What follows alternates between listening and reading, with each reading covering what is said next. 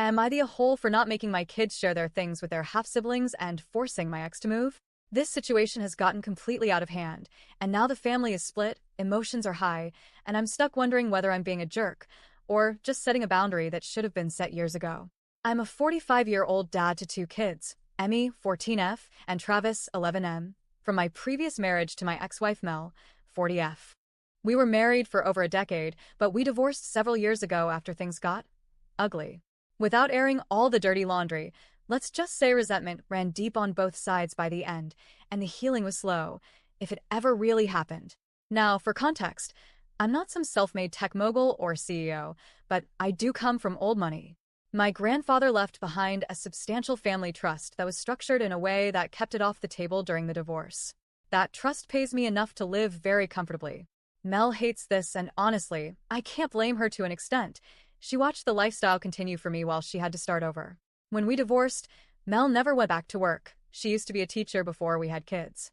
I didn't fight her staying in one of my parents' rental properties rent-free so the kids could live nearby and keep a sense of stability. I thought I was doing the right thing, keeping peace for the kids. She got a second chance at love, remarried a couple of years ago, and now she has two more kids with her new husband. From the outside, it seemed like things were working out for her too. But here's the issue. My kids live very different lives when they're with me. I pay for private school, extracurriculars, vacations, and tech. This year alone, Emmy got a new MacBook for school, Travis got a Switch 2 for his birthday, and they both just came back from a ski trip with my extended family. Meanwhile, their half-siblings live in a household that, to put it bluntly, is struggling. And it's not because they're lazy people, it's just that Mel and her husband haven't gotten back on their feet financially, and that resentment they feel? It's trickling down.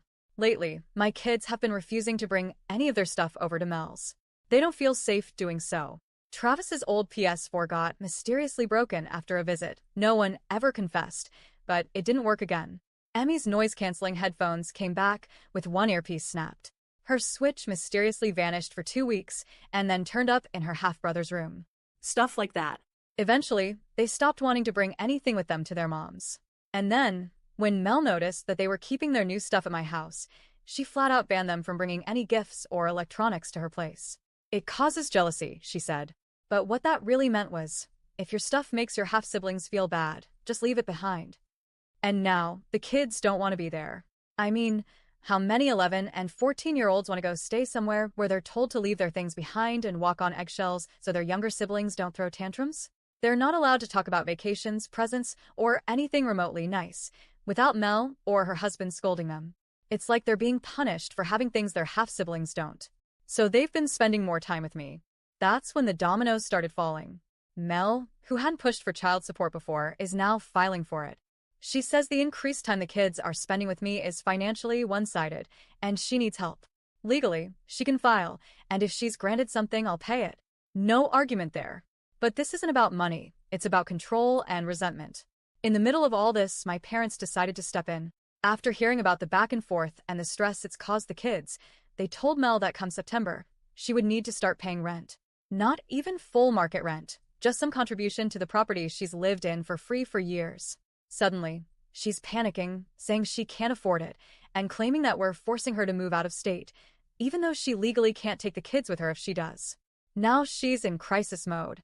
She's angry, claiming we've destabilized her life and are punishing her for being poor. But here's what I keep coming back to. For years, I let her live rent-free, didn't push on custody terms, didn't take issue with how she ran her household. I figured she'd land on her feet eventually.